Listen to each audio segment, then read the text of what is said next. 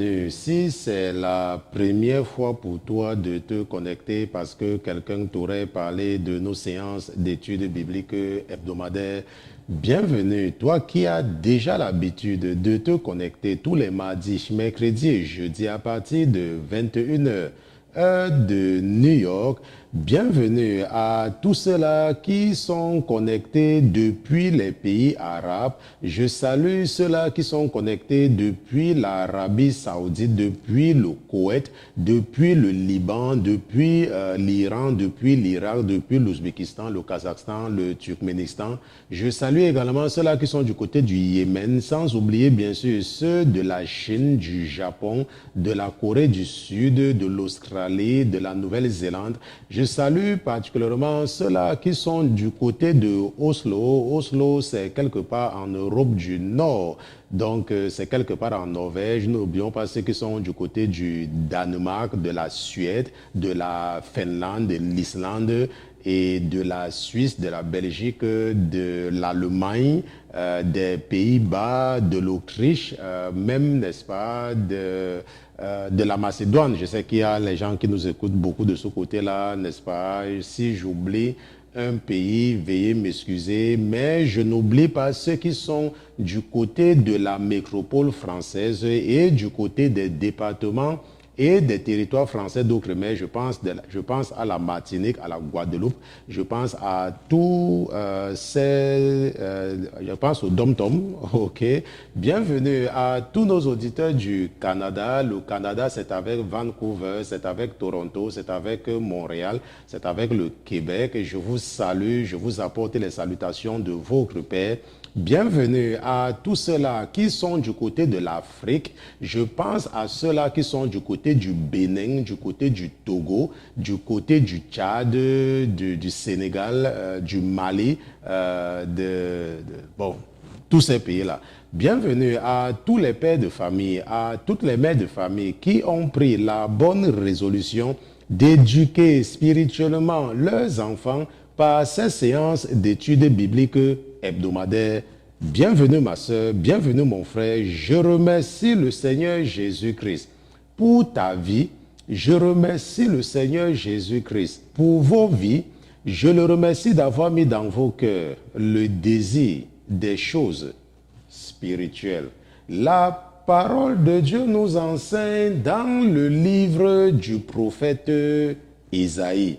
Dans Ésaïe chapitre 8, verset 19, la parole de Dieu dit, si l'on vous dit, consultez les évocateurs d'esprit et les devins, ceux qui chuchotent et qui murmurent, dites, un peuple n'ira-t-il pas vers son Dieu? Pour les vivants s'adressera-t-il aux morts? La parole de Dieu dit, si on te demande d'aller voir un marabout parce que tu es malade, la parole de Dieu dit, si on te demande d'aller voir ces gens qui lisent les mains parce que tu cherches le travail, la parole de Dieu dit que si on te demande d'aller soutenir les gens qui s'appuient sur un homme pour délivrer leur pays, la parole de Dieu dit que si on t'envoie vers les gens qui aiment murmurer et qui aiment se plaindre, la parole de Dieu dit que si quelqu'un t'encourage à faire recours à quelque chose qui n'est pas ton Dieu, la parole de Dieu dit que tu dois demander à la personne que est-ce que quelqu'un, quand il a les problèmes, ne doit-il pas se tourner vers son Dieu? Pourquoi donc tu me demandes d'aller vers ce marabout? Je ne sais pas comment l'ennemi t'amène à croire que tu peux trouver la solution à ton problème sans inviter Jésus dans ta vie. Je ne sais pas comment l'ennemi continue à te tromper que le salut de ton pays va venir par un homme et que tu peux ou vous pouvez continuer à vivre dans le péché. Je ne sais pas comment l'ennemi réussit à t'encourager à aller consulter les marabouts, à voyager dans les villages et les villages parce que ton enfant est malade et on ne trouve pas l'origine de la maladie. Je ne sais pas comment l'ennemi a fait pour que dans la recherche d'une solution à tes problèmes, tu traverses toutes les églises parce que tu es à la recherche des devins. Je ne sais pas comment l'ennemi réussit à te maintenir dans cet état de captivité. Mais ce soir, la parole de Dieu a mis dans le cœur de ton frère et serviteur que je suis de te dire que est-ce que quand quelqu'un a les problèmes, il ne se tourne pas plutôt vers son Dieu? Est-ce que quand tu as les problèmes, tu dois te tourner ailleurs alors que tu as Jésus qui t'attend? Je remercie le Seigneur Jésus-Christ pour ta vie. Ce soir, nous allons continuer avec cette série spéciale que nous avons commencé la semaine dernière. La semaine dernière, nous avons commencé avec une série très importante et c'est ce que nous allons continuer ce soir. Qui sont les Philistins? Partie 2. Dans cette série spéciale, ce sera le sujet de notre étude biblique de ce soir. Qui sont les Philistins? Mais avant toute chose, avant de nous aventurer à utiliser la chair et le sang pour enseigner les princes et les princesses que vous êtes, nous allons d'abord nous assurer de la présence de notre patron dans ce studio.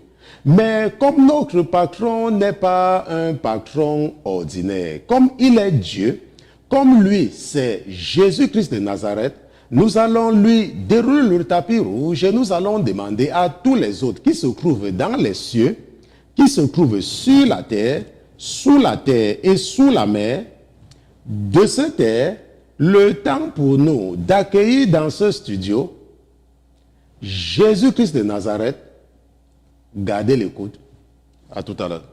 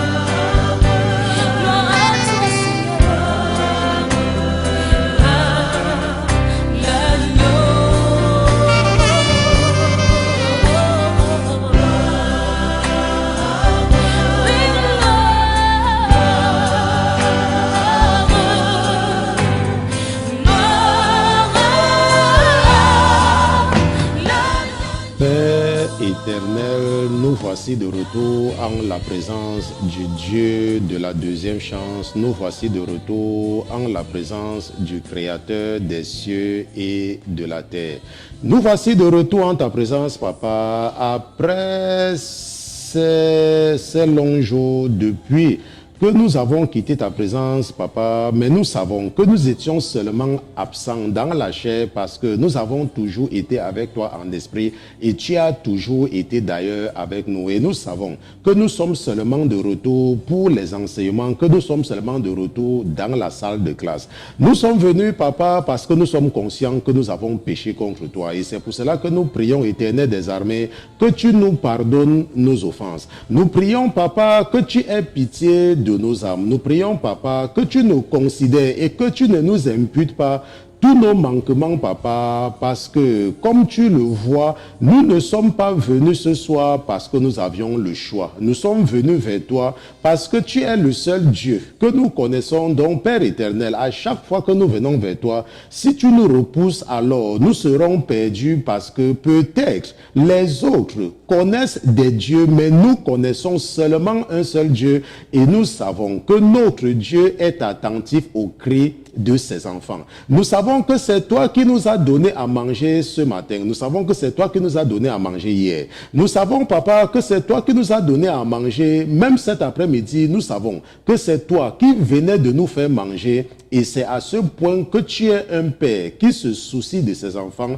et tu es même d'ailleurs très bon. Tu es tellement bon, Éternel des armées, que lorsque tu décides de faire tomber la pluie, tu ne choisis pas seulement les toits de ceux qui croient en toi, mais tu fais tomber ta pluie même sur les toits de ceux-là qui blasphèment ton nom jour et nuit. C'est pour cela, Éternel des armées, que nous prions que tu ne nous repousses pas loin de ta présence. Nous prions surtout que, étant en ta présence, que tu nous couvres par ton esprit, car c'est seul ton esprit peut nous permettre de te comprendre. Seul l'esprit que tu déposes en nous peut nous permettre de comprendre le langage de Dieu. Parce que sans ton esprit, Papa, nous serons perdus. Sans ton esprit, Papa, la créature ne pourra pas comprendre le message que son Créateur a pour lui. Sans ton esprit, Papa, nous ne pouvons même pas supporter la grandeur de ta présence,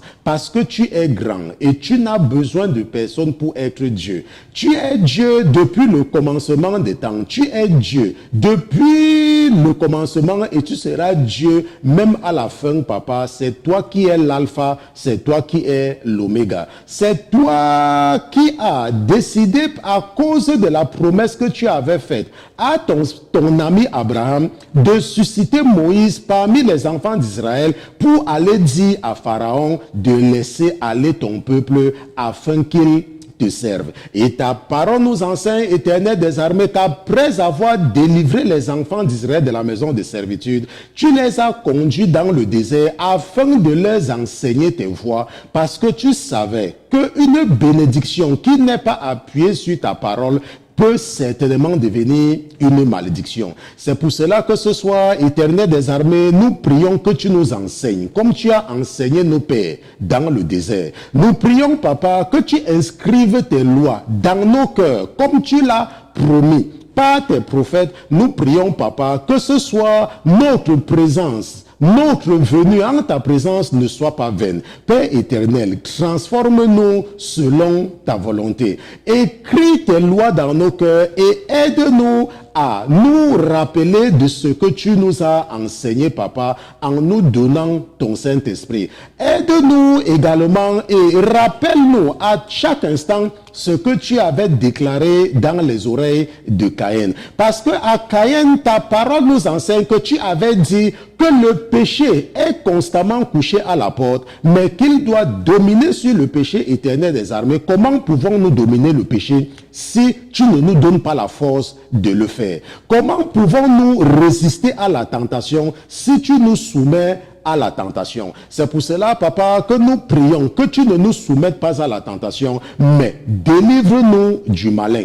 Papa, donne-nous également notre pain quotidien. Tu nous as déjà fait manger en ce jour, et si telle est ta volonté, que nous puissions encore bénéficier de ta présence demain, que tu nous donnes également notre pain quotidien, papa, parce que tu es notre Père. Et un Père nourrit ses enfants. Et tu nous as toujours nourris jusqu'à présent. C'est pour cela que nous prions que ce n'est pas le temps de nous abandonner, surtout en ce temps de la fin. Papa, nourris-nous sur le plan physique et nourris-nous également avec ta parole. Nourris-nous, Éternel des armées, par ta parole. Raffermis-nous dans notre foi et encourage-nous à persévérer dans le choix que nous avons fait de marcher avec ton Fils. Et nous savons que Jésus est la pierre angulaire qui avait été rejetée par les hommes. Mais nous avons accepté Jésus et nous sommes d'ailleurs d'accord avec Pierre et nous sommes d'accord avec Jean qu'il n'y a aucun autre nom qui a été donné aux hommes sous le ciel par lequel ils peuvent être sauvés en dehors du nom de Jésus-Christ de Nazareth. Et c'est ce nom que nous déclarons dans le monde spirituel. C'est ce nom que j'envoie par les ondes sonores de ma voix dans toutes les maisons qui sont connectées, et je te supplie, Éternel des armées, de transformer les ondes sonores de ma voix en une barrière de protection et de transformer également ces ondes sonores en un feu dévorant pour déloger tous les esprits sataniques et maléfiques qui ont pris possession de la maison de mes frères et de mes sœurs. Papa, merci de ne jamais mépriser nos rendez-vous de la semaine. Papa, merci d'être présent dans ce studio en ce moment même. Et merci de m'empêcher d'utiliser mon raisonnement cartésien et l'éducation que j'ai reçue de la tradition gréco-latine pour enseigner les princes et les princesses qui sont connectés en ce moment. Nous te remercions surtout pour la grandeur de ta miséricorde au nom de Jésus-Christ, ton serviteur et tes enfants. D'une seule voix, nous te disons Amen, Amen, Amen, Amen.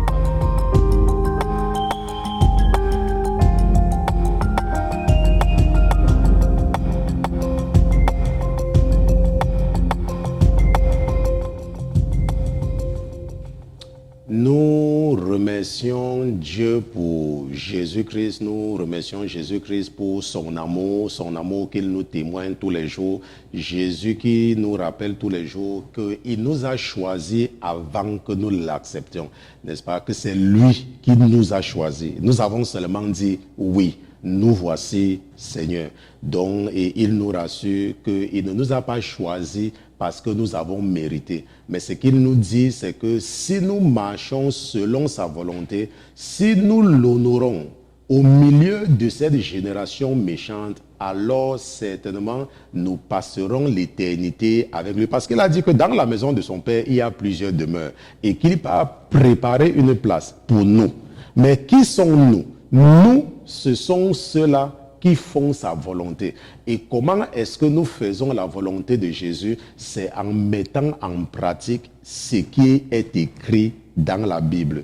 Et il nous a dit dans sa parole que le commandement nouveau que je vous donne, c'est que vous devez vous aimer les uns les autres. Donc si tu es un chrétien qui a le cœur froid, tu peux déjà être rassuré que la demeure que Jésus a dit là, qu'il ne prépare rien pour toi. Parce qu'il n'y a pas un paradis où les gens ont le cœur froid. Le paradis sera un monde idéal où tout le monde doit s'aimer.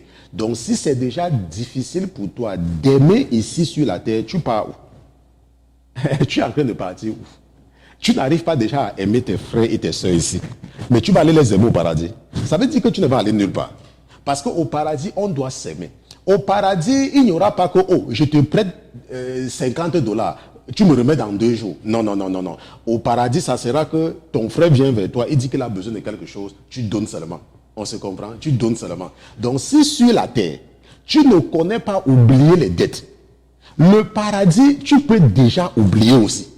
On se comprend? Puisque tu n'arrives pas, tu gardes, quelqu'un t'a emprunté l'argent l'année dernière, et tu as la personne dans ton cœur depuis l'année dernière. Hein? Il y a même les gens qui me dépassent. Quelqu'un t'a emprunté l'argent il y a de cela 2 ans. Et tu en veux à la personne, mais tu pars à l'église. Et tu es sûr que si Jésus vient, tu vas partir. Alors que tu n'arrives pas à pardonner à quelqu'un l'argent. Donc quand tu vas partir au paradis, là, tu vas ouvrir ta banque là-bas, quoi. Tu vas faire l'usure au paradis. Ok, ok, il ne faut pas te tromper. Il faut pas te tromper, il faut vite te délivrer. Délivre-toi toi-même. Et la Bible dit que quoi? Que c'est la connaissance de la vérité qui délivre. Et cette vérité va te délivrer. Ok? Tu dois aimer les gens. La condition sine qua non, on se comprend? La condition sine qua non pour le paradis, c'est l'amour du prochain. Sans l'amour, tu ne vas nulle part. Rappelle-toi, la Bible a dit qu'il y a 3 choses. N'est-ce pas? La Bible a dit qu'il y a 3 choses, non? Et la Bible a dit que ce qui dépasse tout ça, c'est quoi? C'est l'amour, non? La Bible dit que l'amour dépasse la foi. La Bible dit que l'amour dépasse l'espérance. C'est ce que la Bible dit. Moi, c'est ce qui est écrit dans ma Bible. À moins que dans ta Bible, c'est écrit différemment. Donc, si tu n'as pas l'amour, si tu ne connais pas aimer, et Jésus a dit ce que c'est que aimer. Il a dit que aimer, c'est être prêt à donner sa vie pour ses amis. C'est ça l'amour. Être prêt. C'est ça l'amour. Donc tu vas me dire que, oh, je t'aime. Parce que j'ai eu deuil, tu es venu. Attends, les gens ont deuil. Tu es parti au deuil des musulmans. Tu les aimais. Quand tu dis que tu aimes quelqu'un, ça veut dire que tu dois être prêt à mourir pour la personne. C'est ça qu'on appelle l'amour. Ce n'est pas l'amour hypocrite. Ce n'est pas l'amour que parce que le pasteur chrétien a dit qu'il faut aimer les gens. L'amour doit être sincère. Et c'est cet amour qui fait que quand quelqu'un t'emprunte quelque chose et que la personne dit que je vais te rembourser dans 1 mois, quand la personne ne rembourse pas, ça ne te choque pas, ça ne te grince pas, ça ne te ronge pas le cœur. Et que tu commences à prendre ton téléphone pour appeler tout le monde. Ok? Donc c'est un peu cela. Donc Jésus a dit que dans la maison de son Père, il y a plusieurs demeures et qu'il va préparer une place pour qui? Il a dit, ce que je vous demande, c'est de vous aimer. Comme moi je vous ai aimé là, vous devez vous aimer de la même façon. Et c'est comme ça qu'on saura que vous êtes mes disciples. Bon, quand j'ai dit ça là, l'esprit que j'ai reçu dans la maladie a dit que l'autre, si tu dois les montrer. Nous allons partir ensemble. Voilà, allons 34, parce que ça commence à 34. Voilà ce que Jésus dit. Jésus dit ici là que, Jean chapitre 13, verset 34, il dit, je vous donne un commandement nouveau. C'est que vous vous aimiez les uns les autres. Comme je vous ai aimé, vous aimez aussi les uns les autres. Et écoute ce que la Bible dit. La Bible dit, c'est à ceci que tous reconnaîtront que vous êtes mes disciples.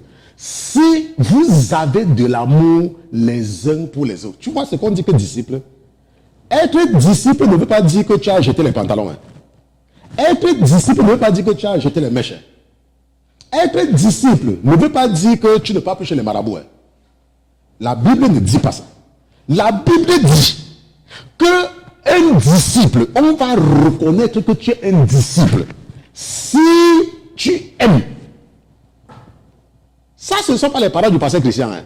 C'est ici que tous reconnaîtront que vous êtes mes disciples. Si vous avez de l'amour. On se comprend? Si vous avez de l'amour. Je ne sais pas si, peut-être dans la Bible, il n'y a pas ça. Hein. Moi, c'est ce qui est écrit dans ma Bible. Je vous ai raconté comment, au travail, un collègue, après 1 an, je vous ai raconté ça plusieurs fois, n'est-ce pas? Parfois, je reviens parce qu'il y a de nouvelles personnes qui nous écoutent. Un jour, un de mes collègues, quand je travaille dans une autre société, il est venu vers moi, il me demande que, mais, Christian, comment tu fais? Je dis que, mais, je fais comment? Il dit que non, je veux savoir comment tu fais. Je dis que, mais, je ne te comprends pas, qu'est-ce que tu me demandes? Et c'était quelqu'un qui était vraiment, bon, je ne parle pas de lui. Il me dit que parce que ça fait 1 an que tu travailles ici. Nous avons tout fait pour que tu te fâches. Tu ne te fâches jamais. Tu fais comment? J'ai dit que, ah bon? Vous avez essayé de me faire énerver. Moi, je n'étais pas au courant. Il dit que, mais c'est pour ça que je te demande que tu fais comment? On se comprend? Tu fais comment? Parce que quand tu as l'esprit de Dieu en toi, tu n'es même pas au courant quand les gens te cherchent, quand les gens veulent t'énerver. Tu n'es même pas au courant. Pourquoi? Parce que tu es rempli de l'amour. Tu es rempli. L'amour, c'est rempli. Et tu es prêt à donner ta vie. Tu es prêt à donner ta vie. Tu es prêt. Je suis rentré la semaine passée Et j'ai dit que mon épouse n'était pas contente. Pourquoi? Parce que il y a quelqu'un qui habite quelque part. Et il n'a pas payé le loyer. Et moi, donc, on m'appelle de venir être l'arbitre de la transaction que, oh, pourquoi lui n'a pas payé le loyer? J'ai dit que je suis occupé, le monsieur me supplie. Oh non, non, non, mon frère. J'ai dit que, ok, j'ai dit à mon épouse, ok, je dois aller quelque part et puis je vais rentrer un peu tard. Arrivé là-bas, l'histoire c'est quoi? C'est qu'il y a quelqu'un qui a pris le loyer des gens, mais il n'est pas parti payer. Et maintenant, moi, je n'habite pas là-bas. C'est vrai, une des personnes, c'est un frère, n'est-ce pas? Bon, il vient parfois, je ne sais pas, rarement, je le vois rarement. Les autres, je ne les connais pas. Et ce sont eux qui habitent là-bas. Moi, maintenant, on demande à l'autre que pourquoi est-ce que tu n'as pas payé? Il dit qu'il n'a pas l'argent. On dit aux gens qui habitent dans la maison que vous allez payer, oh, nous n'avons pas l'argent, nous avons déjà payé, lui, il a mangé l'argent. Et moi, je suis là, mon problème dedans, c'est quoi? Je dis donc, ok, comme vous êtes en train de me perdre le temps, ok, je vais payer. J'ai dit que je vais payer, tout le monde me regarde, j'ai dit que ok, je vais payer, et vous allez me rembourser après. Quand vous dites que vous n'avez pas l'argent là, est-ce que vous êtes d'accord? Oh, pasteur, merci. Vous voyez, c'est pour dire que lorsque tu as l'amour, et je n'avais pas l'argent là, quand je suis rentré de ma femme, c'est d'ailleurs que c'est Jésus qui a fait qu'elle ne me chasse pas de la maison. Et jusque-là, j'ai toujours la dette. Mais je suis sûr, je dis que je suis sûr que le Dieu que je sais là, il va payer ça. Je suis seulement sûr. C'est pour ça que je ne me dérange pas. Je dis que le Dieu que je sais là, il va payer ça. Est-ce que vous voyez? Quand tu es un chrétien, on doit te reconnaître par les prises de position. Quand tu vois les gens dans les problèmes, tu dois être prêt à aider. Ce n'est pas quand tu vois une personne, tu commences à regarder si la personne a porté les chaussures avec les talons. Ce n'est pas quand tu vois une personne, tu commences à regarder si la personne a les cheveux naturels. Non. Ce n'est pas ça que Jésus t'a dit. Mon épouse va encore remontrer Jean chapitre 13, verset 45. Jésus a dit que c'est à ceci que tous reconnaîtront que vous êtes mes disciples. Si vous avez de l'amour, les uns pour les autres, si vous avez de l'amour, tu entres dans la voiture, il y a une place qui reste. Et il y a quelqu'un qui vient avec toi. Mais tu commences à discuter la place avec la personne. Et tu dis que tu es chrétien. Tu n'es pas chrétien. Tu n'es pas chrétien. Tu es sous le placebo. Tu es sous le placebo du diable. Tu n'es pas chrétien. Vraiment. Ok, bon, je ne sais même pas à qui le Saint-Esprit s'adressait. Waouh, moi je dois enseigner quelque chose et j'ai passé déjà combien? Si c'est 10 minutes pour parler de ce qui n'est même pas écrit ici. Ok, bon, on continue. Donc, nous remercions le Seigneur, n'est-ce pas, pour sa présence, n'est-ce pas? Nous le remercions parce qu'il trouve toujours le moyen de parler à quelqu'un. Je ne sais pas si c'est à toi qu'il parlait, je ne sais pas si c'est je ne sais pas à qui il parlait, mais je sais qu'il parlait à quelqu'un parce que je sais que c'est toujours comme ça. Parfois, c'est après des semaines, après des mois que quelqu'un me dit, oh, pasteur, je vous ai écouté, vous avez parlé de quelque chose, c'est à moi que vous vous agressez. Je dis, oh, ah bon, je ne savais pas. Et je profite également de l'occasion pour annoncer, n'est-ce pas, que nous avons avec nous la sœur Ken, n'est-ce pas? Je vous ai dit qu'elle devait être ici aux États-Unis. Donc, elle est arrivée, n'est-ce pas? L'ennemi s'est agité comme il pouvait s'agiter, mais finalement, elle est arrivée. Ok, elle est arrivée. Malheureusement, elle est encore fatiguée, n'est-ce pas? C'est pour ça que vous n'aurez pas l'occasion de la voir ce soir. Elle est fatiguée. Vous aurez l'occasion de la voir cette semaine. Ok, je ne sais pas encore, n'est-ce pas? Elle est encore fatiguée parce qu'elle a eu un très long voyage. Ok, elle a eu un très long voyage et elle est avec nous. Nous allons revenir sur les témoignages que le Seigneur, n'est-ce pas, toutes les révélations du Seigneur, et je sais que le Seigneur l'a fait grandir tous les jours de plus en plus, ce qui n'est pas facile, ok, ce qui n'est pas facile. C'est pour ça que je dis souvent qu'il faut prier pour les Juifs, parce que c'est mieux que Dieu commence à continuer à les utiliser. Ce n'est pas facile d'être dans les mains de Dieu, ok, ce n'est pas du tout facile. Ce n'est pas facile d'être un pasteur, ce n'est pas facile de recevoir des révélations. Ok, donc nous aurons l'occasion de revenir, n'est-ce pas, sur tout ce que nous avons entendu, parce que dans un premier temps, on écoutait, n'est-ce pas, ce qu'elle nous disait, et très peu de personnes la connaissent de façon visuelle. Et vous aurez l'occasion de la voir, n'est-ce pas, dans ce studio. Nous allons la recevoir peut-être demain, peut-être après-demain. Si, non, pas après-demain je ne suis pas en studio. Mais nous allons la recevoir cette semaine, ok. Et vous aurez l'occasion, n'est-ce pas, de voir finalement la sœur Ken de façon claire. Je sais qu'une fois, nous l'avons vue, mais la qualité n'était pas bonne. Et cette fois-ci, vous allez la voir, n'est-ce pas, clairement, ok. Mais ce n'est pas la qualité là qu'on essaye de tenter, hein. Ok, l'autre là, on n'essaye pas l'autre là. Ok, c'est pour ça qu'elle, je donne son nom parce que là-bas, on n'essaye pas. Les gens que je sais que vous pouvez essayer, je ne prononce jamais leur nom. Également, il y a un de vos frères qui m'a posé une question. Nous allons reprendre sa question parce que je vais répondre à sa question. Votre pasteur, comme vous voyez, il est fatigué. Hein. Je suis vraiment, vraiment fatigué. Mais parce que je sais que je dois toujours vous enseigner. Parce que si je ne vous enseigne pas, n'est-ce pas, la parole de Dieu, c'est notre nourriture. Ok, c'est la nourriture. Quand on parle du pain, donne-nous aujourd'hui notre pain quotidien. N'est-ce pas? Les gourmands, n'est-ce pas, eux, ils pensent toujours à la nourriture. Quand ils entendent que donne-nous ce jour notre pain quotidien, n'est-ce pas? Les champions de notre Père qui est au ciel, là, tout ce qu'ils savent faire. Quand on dit prions, ils disent que, ok, notre Père, du Fils, du Saint-Esprit, n'est-ce pas? Ils écrivent Saint-Esprit. Cet esprit là, c'est en un mot. Ok? Ils savent que c'est Saint-Esprit. Après, ils commencent à dire notre Père qui est au ciel, que ton nom soit sanctifié. Donne-nous aujourd'hui notre pain de ce jour. Et pour eux, notre pain de ce jour-là, c'est la nourriture qu'ils vont manger. Ok? Le pain, c'est la parole de Dieu. Ok, donne-nous ta parole en ce jour. Et donc, votre frère a posé une question.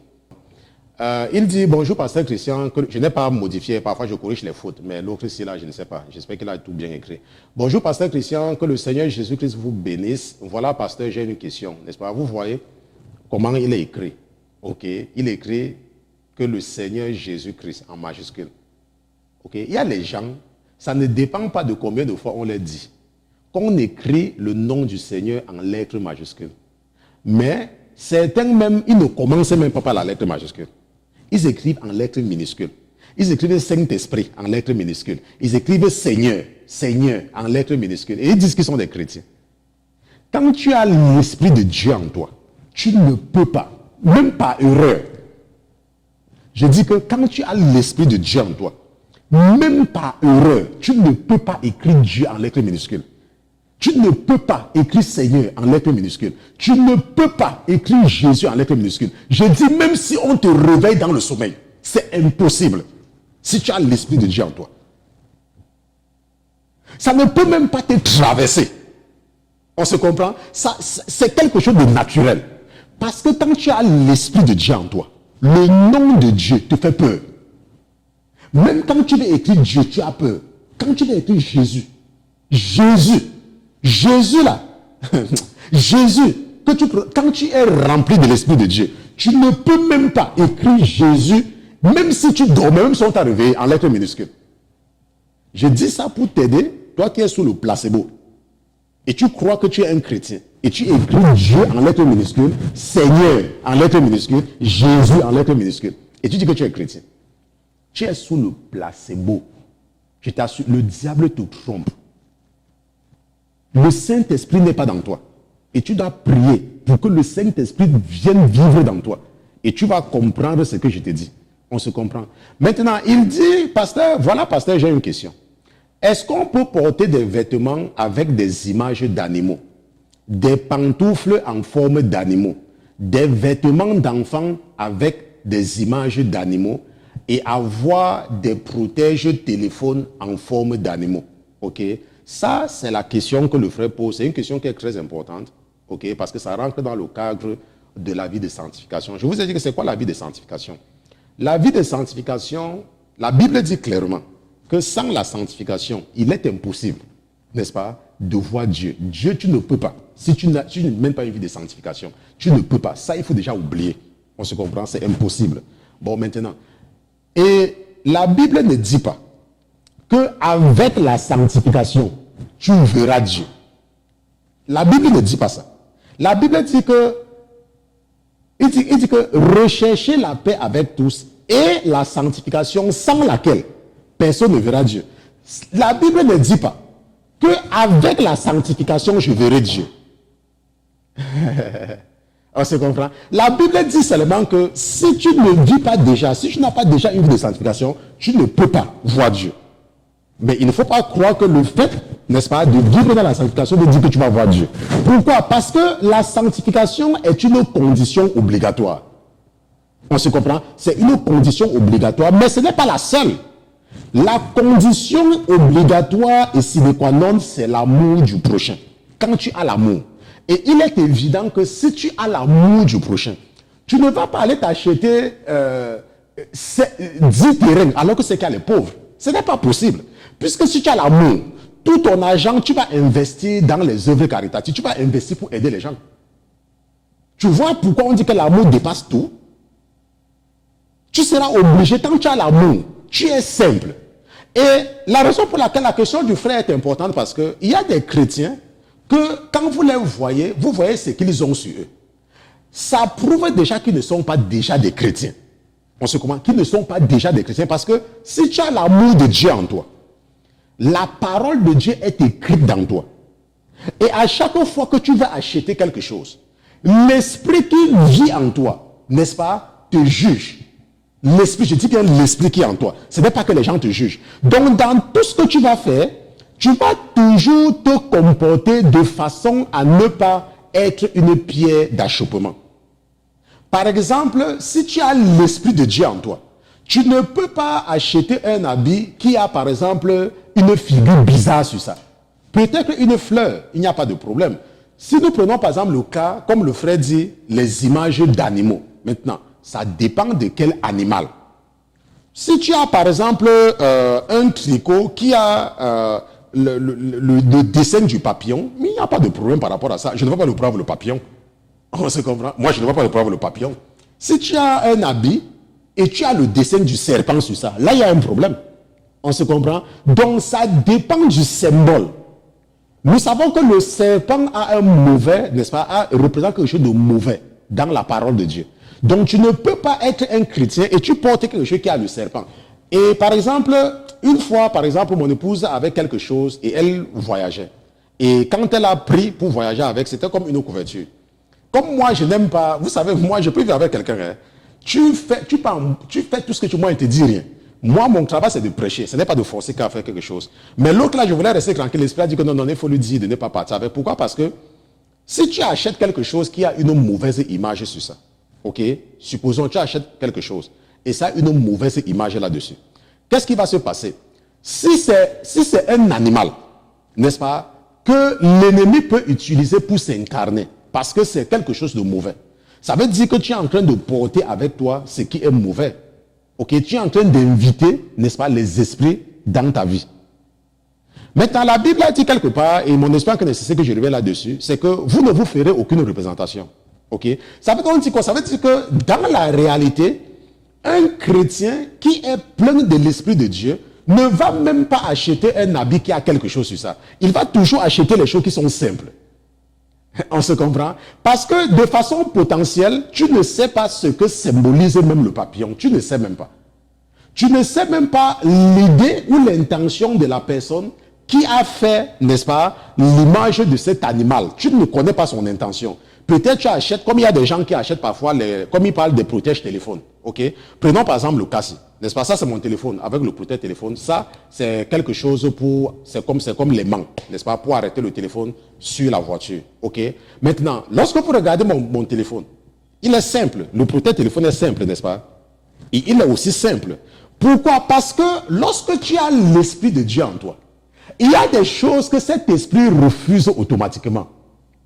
Je ne sais pas si on se voit. Et quand tu veux même acheter un habit, c'est la même chose. Vous voyez un peu la chemise que j'ai, n'est-ce pas? Vous voyez comment elle est simple. Mais elle n'est pas moche. Ok? Mais elle est seulement simple. Elle n'a pas de dessin, elle n'a rien. Si vous regardez même la veste que j'ai portée sur moi, elle est simple. Est-ce que vous voyez? Pourquoi? C'est parce que quand tu as l'Esprit de Dieu en toi, on se comprend? L'Esprit de Dieu rejette certaines choses de façon automatique. Même quand tu peux acheter un habit à la boutique, l'Esprit qui est en toi, c'est ça qui fait le choix de l'habit que tu vas acheter. C'est l'Esprit. Quand tu as l'Esprit de Dieu en toi et que tu es en train de chercher un protège-téléphone, c'est l'Esprit qui choisit. Quand tu es plein de l'Esprit, je ne dis pas quand tu vis sur le placebo, quand tu es plein de l'Esprit et que tu peux faire un choix, c'est l'Esprit qui fait le choix. Et l'Esprit ne pourra pas choisir ce qui est contre. Parce que rappelez-vous, la Bible dit que le moment viendra où l'homme ne va pas t'enseigner. Car c'est moi, l'Esprit que j'ai déposé en toi, c'est ça qui va t'enseigner. Et tu n'auras pas besoin d'apprendre d'un homme. Un homme ne va peut-être dire quelque chose.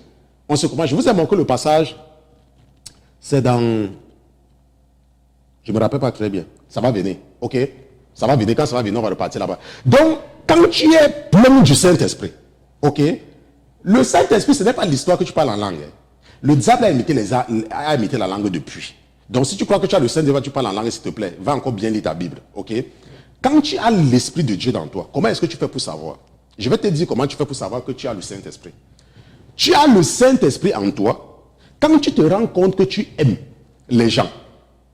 De façon, voilà, le Seigneur est d'accord sur l'autre ici. Parce que quand je parle certaines choses, il est d'accord, il se manifeste une fois. Ok? Si tu veux savoir que tu as le Saint-Esprit dans toi, c'est par rapport à l'amour que tu as pour les gens. Parce que l'Esprit de Dieu, c'est un esprit d'amour. Ça, c'est la chose la plus palpable. On se comprend. Bon, maintenant, quand tu reçois, quand tu acceptes Jésus, Jésus dépose quelque chose en toi. Ok? Et cette chose-là, c'est en état de semence. Et maintenant, au fur et à mesure que tu écoutes la parole de Dieu, cette chose qu'on a déposée en toi grandit. Ça commence à grandir. C'est ça le but des prédications. Donc tu peux avoir la semence du Saint-Esprit en toi et au fur et à mesure que le pasteur Christian t'enseigne sur l'amour, ok, ça germe, parce que c'est ça que ça va entendre. Et c'est comme cela que tu développes et un jour tu te rends compte. Un jour tu te rends compte que tu aimes les gens. Et c'est là où tu sais que le Saint-Esprit est vraiment en activité dans toi. On se comprend? Tu ne peux pas être un chrétien qui n'aime pas les gens. Ce n'est pas possible, c'est incompatible. Pourquoi? Parce qu'un chrétien, on se comprend, un chrétien, ça veut dire qu'un disciple de Jésus-Christ. Quand tu dis que tu es chrétien, et Jésus a dit que c'est à ceci qu'on reconnaîtra que tu es mon disciple. Quand tu aimes, on se comprend? Donc, lorsque le frère ou la sœur, je ne sais pas très bien si c'est un homme ou une femme, dit que est-ce qu'on peut porter des vêtements avec des images d'animaux, des pantoufles en forme d'animaux, des vêtements d'enfants en forme d'animaux? Ce que je réponds à cette question, c'est que quand tu as l'Esprit de Dieu dans toi, c'est l'Esprit de Dieu qui choisit ce que tu portes. Et quand tu as vraiment l'Esprit de Dieu dans toi, laisse-moi te dire, il y a des choses que tu ne peux même pas acheter. Tu ne peux même pas acheter, n'est-ce pas, quelque chose même qui a même des couleurs bizarres. Tu ne peux pas, parce que cet esprit va rejeter cela. Tu seras toujours simple, parce que Jésus était simple, on se comprend? Oui, parce que tu vas voir des chrétiens, ils disent qu'ils sont chrétiens. Quand tu vois même seulement leur téléphone a d'abord les images bizarres sur ça. Non, tu n'es pas un chrétien, tu es sur le placebo. On se comprend, tu es sur le placebo, tu n'es pas un chrétien. Ok? Donc, ce que nous allons faire, c'est que ceci là va rester... bon, allons, continuons. Bon, maintenant, nous allons continuer. La dernière fois, nous avons commencé avec le sujet de notre étude biblique que mon épouse va encore montrer, n'est-ce pas, qui sont les Philistins, partie 2. La dernière fois, c'est la partie 1. Et dans la partie 1, nous avons pris tout notre temps pour étudier l'origine des Philistins. Et il y a quelque chose de très important, n'est-ce pas, que je vous ai dit la dernière fois, concernant les Philistins. Ok? Nous avons vu que Noé avait 3 garçons. Ok, 3 fils. Et il avait 3 brutes, les femmes de ses fils. La femme de Sem, la femme de Cham et la femme de Japheth. Et la dernière fois, nous avons vu, à la lumière de la parole de Dieu, que Sem, Cham et Japheth, c'est dans l'ordre. Parce que nous avons vu cela dans la chronique, n'est-ce pas, la chronique des rois de Juda.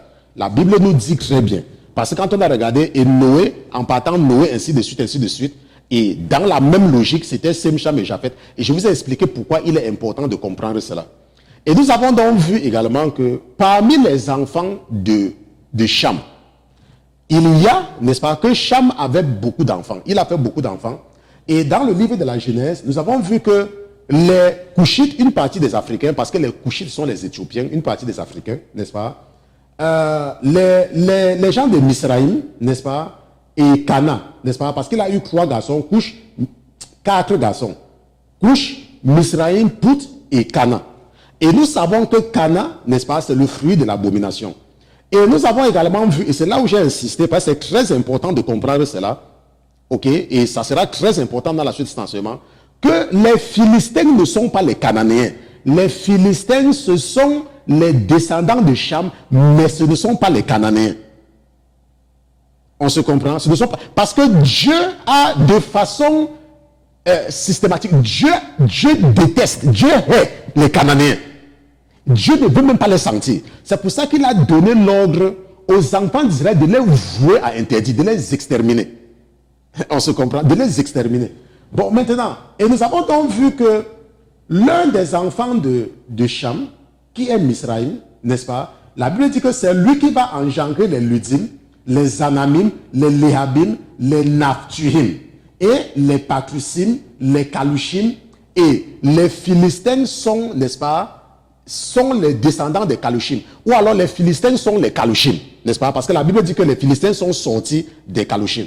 Ok, ça c'était très important, c'est pour ça que je suis revenu là-dessus. Ok, bon maintenant, nous avons déjà vu plusieurs fois, et nous allons partir dans Genèse chapitre 9, verset 22. Ok, parce que c'est important de revenir là-dessus. Genèse chapitre 9, regardons le verset 22. Ok, ça c'est très important. J'insiste toujours sur ce passage parce qu'il est très important pour comprendre la Bible. Ok, il y a des passages dans la Bible, si tu ne comprends pas, tu es perdu. Et la Bible dit que Écham, père de Cana, avait vu la nudité de son père et il le rapporta dehors à ses deux frères. Bien évidemment, ces deux frères ici, c'est qui? C'est Sem et Japheth. Donc la Bible dit que Cham avait vu la nudité de son père. Et nous avons expliqué plusieurs fois, n'est-ce pas, ce que c'est. Bon, maintenant, et nous savons qu'à cause de cet acte ignoble, à cause de cet acte abominable, la Bible dit, n'est-ce pas? Bon, maintenant, lorsque je prépare cet enseignement, l'esprit, n'est-ce pas, qui est en moi, a insisté que je fasse une précision.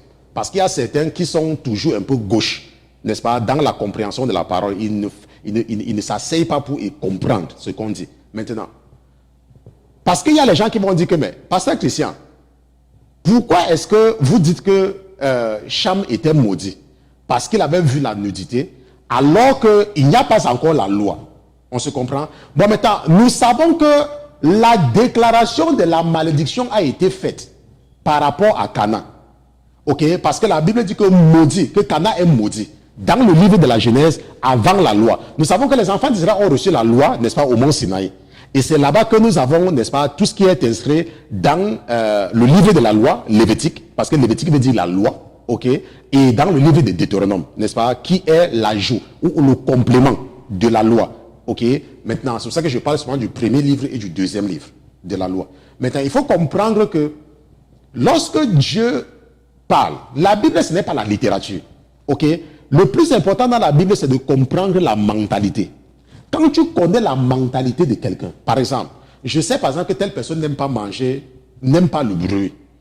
Tant que j'évite de faire le bruit en la présence de la personne et moi, nous serons toujours des amis jusqu'à l'éternité. Tant que je sais, on se comprend. Bon, maintenant, donc, Dieu également a une certaine mentalité. Donc, ce n'est pas parce qu'il n'a pas dit quelque chose de façon explicite concernant Cham dans le livre de la Genèse, que Cham n'a pas été maudit. Pourquoi? Parce que s'il vient dire quelque chose par après, ça veut dire que c'est sa mentalité. C'est pour cela que nous partons dans Lévitique chapitre 18, verset 7 à 8, pour comprendre pourquoi est-ce que nous pouvons affirmer que Cham a été maudit. Ok? Lévitique chapitre 18. Lévitique chapitre 18, regardons un peu les versets 7 à 8. Ok? La Bible dit, rappelle-toi que tout à l'heure, la Bible a dit que Cham avait découvert la nudité de son père.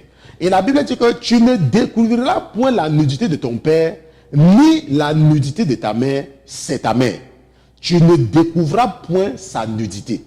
On se comprend? Tu ne découvriras point la nudité de ton père, ni la nudité de ta mère, c'est ta mère. On se comprend? Tu ne découvriras point sa nudité. Et la Bible dit que tu ne découvriras point la nudité de la femme de ton père. C'est la nudité de ton père. Tu ne découvriras point la nudité de la femme de ton père. Ok? C'est la nudité de ton père. Ça veut dire quoi? Ça veut dire que quand on dit que tu as découvert la nudité de ton père, ça veut dire que tu as découvert la nudité de sa femme. Et si sa femme c'est ta mère, ça veut dire que tu as découvert la nudité de ta mère. On se comprend? Et c'est comme cela que Cham avait découvert la nudité de sa mère.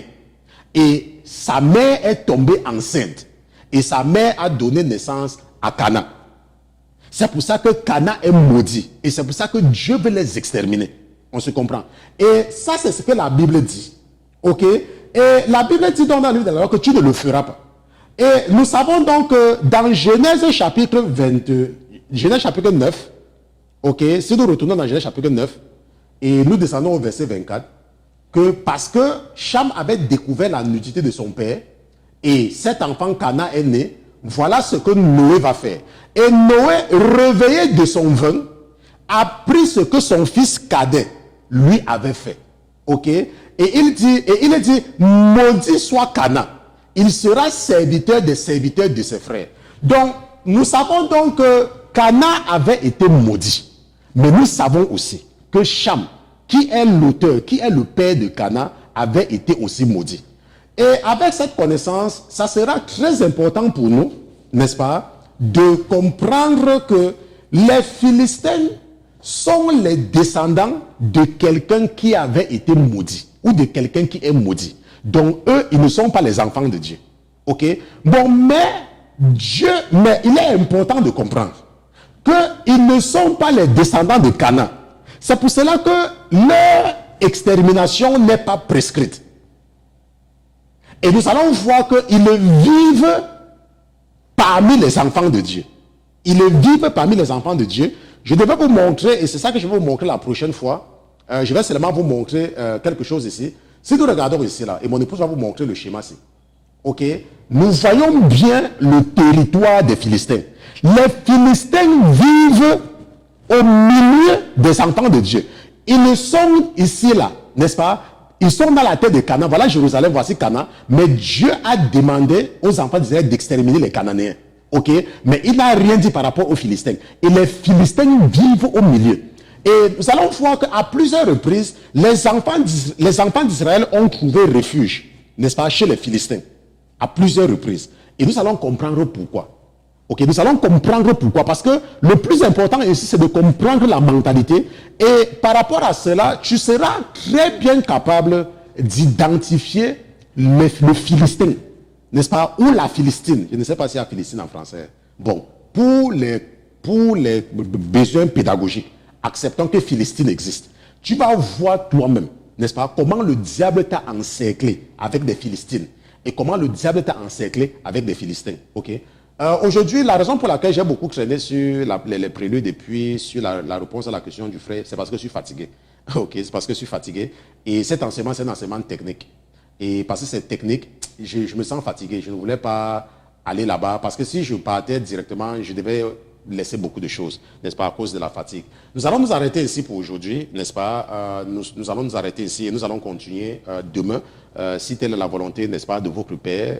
Je suis vraiment fatigué. Je vais faire l'effort d'être là demain. Ok, je ferai l'effort d'être là demain. Mais même si je n'enseigne pas demain, n'est-ce pas, nous pourrons peut-être nous entretenir dans un premier temps avec la sœur Ken. Je ne sais pas encore.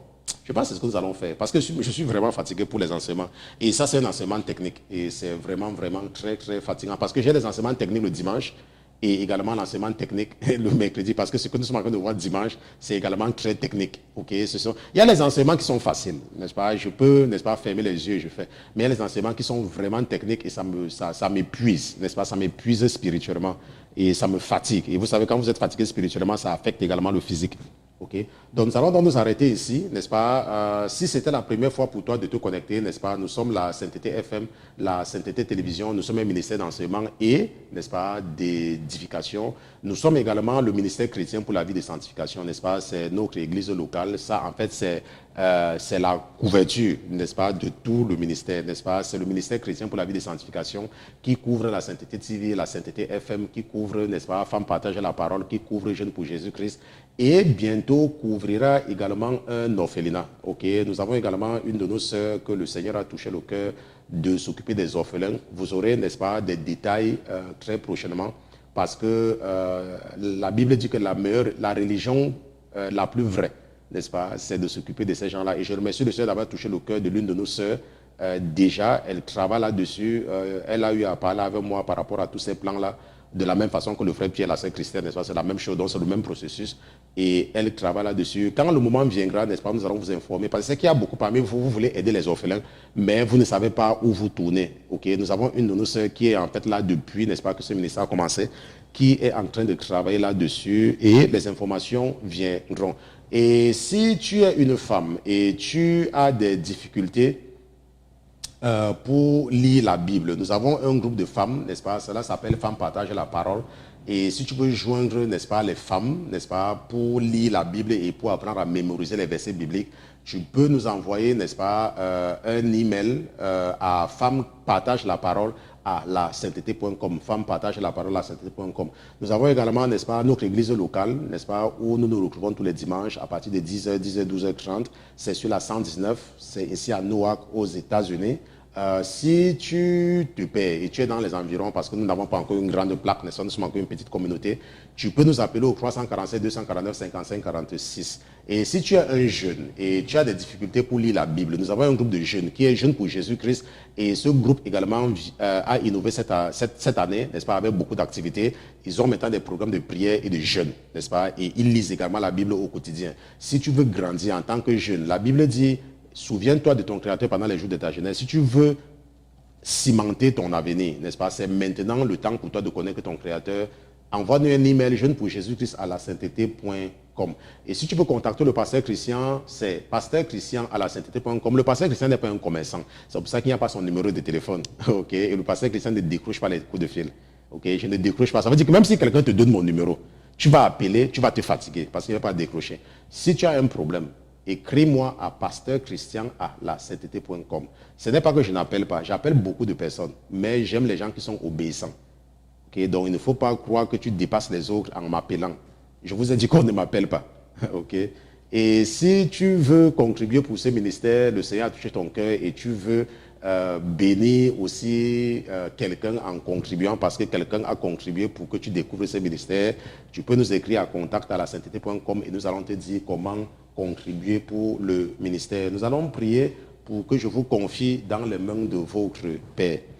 Père éternel, je te dis merci d'avoir été présent ce soir, papa. Je te remercie d'avoir soutenu ton serviteur. Je te remercie pour la force que tu m'as donnée de pouvoir partager avec mes frères et sœurs, tes fils et tes filles, ce que tu as déposé dans mon esprit. Papa, je te remercie également de nous avoir tous enseignés ce soir. Je te remercie, papa, d'avoir effacé le serviteur que je suis et d'avoir pris le contrôle de mon âme et de mon esprit afin de communiquer ta pensée aux princes et aux princesses qui étaient connectés. Père éternel, je te supplie, et si j'ai trouvé grâce devant toi, papa, je te supplie de ne pas les abandonner cette nuit. Je te supplie d'ordonner à tes anges de veiller même sur leurs rêves. Je prie, éternel des armées, que tu les rendes éveillés dans le sommeil, que tu les rendes éveillés dans le sommeil, que tu les rendes éveillés dans le sommeil, papa, que tu les rendes éveillés dans le sommeil, afin de refuser toute relation satanique, afin de refuser toute relation maléfique depuis les profondeurs de l'enfer. Père éternel, que ma soeur soit éveillée pendant le sommeil,